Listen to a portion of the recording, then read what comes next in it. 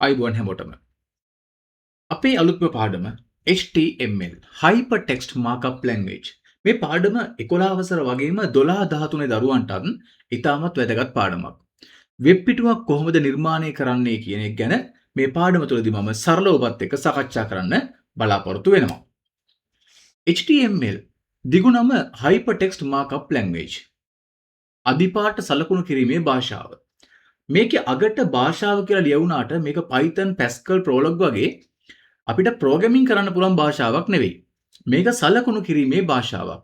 HTML එකෙන් කරන්නේ web පිටුවක් තිරය මත පිහිටුවන්නේ කොහොමද කියන එක ගැන බ්‍රවුසර් එකට උපදෙස් ලබා දෙන එක ගැන. අපි බලමු කතා කරලා ඉස්සරහට ගිහින් බලමු කොහොමද මේකෙන් වැඩ කරන්නේ කියලා. HTML editors කිහිපයක් මම මේ දක්වලා තියෙනවා. Atom, Notepad++, Sublime Text මේ වගේ ගොඩාරියක් ඔබට HTML editors තියෙන්න පුළුවන්.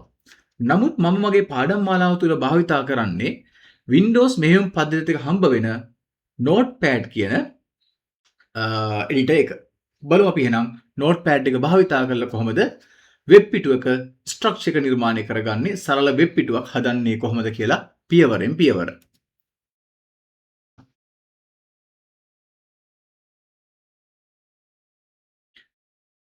දැන් අපි ඉන්නේ Notepad එකේ.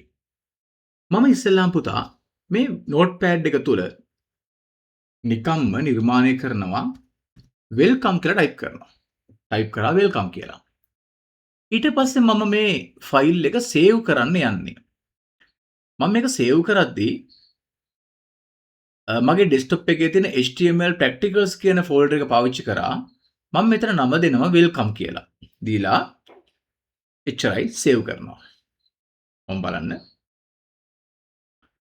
මේ තියෙන වගේ ෆෝල්ඩර් එක ඔබට පේනවා මේ තියෙන්නේ welcome කියලා මම දැන් සේව් කරපු ෆයිල් එක. ඒක ඕපන් කරපුවාම වෙනසක් නැහැ. අර notepad එකේ හදපු text ෆයිල් එක ඕපන් වුණා.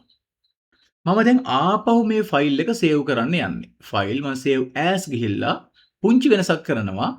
welcome වලින් පස්සේ .html කියලා එක්ස්ටෙන්ෂන් එකක් දෙනවා.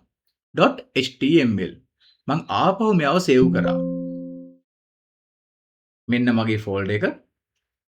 බලන්න ඔබට මෙතන පේනවා welcome කියලා ෆයිල්ස් දෙකක්. එකක් බ්‍රවුසර් එකේ අයිකන් එක තියෙන එකක්, අනිත් කෙනා notepad එක. මම මෙයාව ඕපන් කරන්න යන්නේ. දැක්කද වෙච්ච දේ? කලින් එක නිකම්ම notepad ෆයිල් එකක්, හැබැයි මෙයා welcome කියලා මම කරේ .html කියලා සේව් කරපු කෙනාව වෙබ් පිටුවක් ආකාරයෙන් ඕපන් වුණා. එහෙනම් මේ තමයි සරල ක්‍රියාවලිය. notepad එකේ හදන ඕනම දෙයක් ඔබ .html කියලා සේව් කරොත් ඒක වෙබ් පිටුවක් බවට පත් වෙනවා. හැබැයි මට කැමති හැමදේම notepad එකේ මේ ක්‍රමයට දර්ශනය කරගන්න පුළුවන්ද? ආපහු යමු මගේ ෆයිල් එකට. මම මේ welcome කියන ෆයිල් එක දැන් ආයෙ ඕපන් කරන්න ගියොත් open with ගිහින් තමයි notepad ඕපන් වෙන්න ඕන. නැත්තම් ඕපන් වෙන්නේ browser එකේ. මම මෙතන full stop එකක් දීලා ඊළඟ පේලිය දෙනවා ශ්‍රී ලංකා කියලා. මම මෙතන ටිකක් ස්පේසස් ගොඩක් තියලා ඉස්සරහෙන් I love my country කියලා දුන්නා. එන්ටර් කරලා මෙතන මම I am මම නිකන් දුන වචනයක්. ඔකට පේනවා welcome කියලා. මෙතන ස්පේස් එකක් තියෙනවා. එන්ටර් කරා ශ්‍රී ලංකා. මෙතන ලොකු ස්පේස් එකක් තියෙනවා. I love my country. Last පේලියේ I am ගයාන් කියලා තියෙනවා. මම මේක ආපහු සේව් කරනවා. දැන් සේව් වෙන්නේ අර welcome.html කියන ෆයිල් එකට. මම මේක ක්ලෝස් කරලා මේ තියෙන ෆයිල් එක ඕපන් කරනවා. බලන්න වෙලා තියෙන්නේ මොකද්ද කියලා. මම අර ස්පේස් දීලා එන්ටර් කරලා ගහපු කිසිම දෙයක් මෙයා පිළි අරගෙන නැහැ. notepad එකේ ටයිප් කරපු ඔක්කොම ටික මෙයා තනි ලයින් එකක් විදියට එක දිගට ටයිප් කරලා තියෙනවා.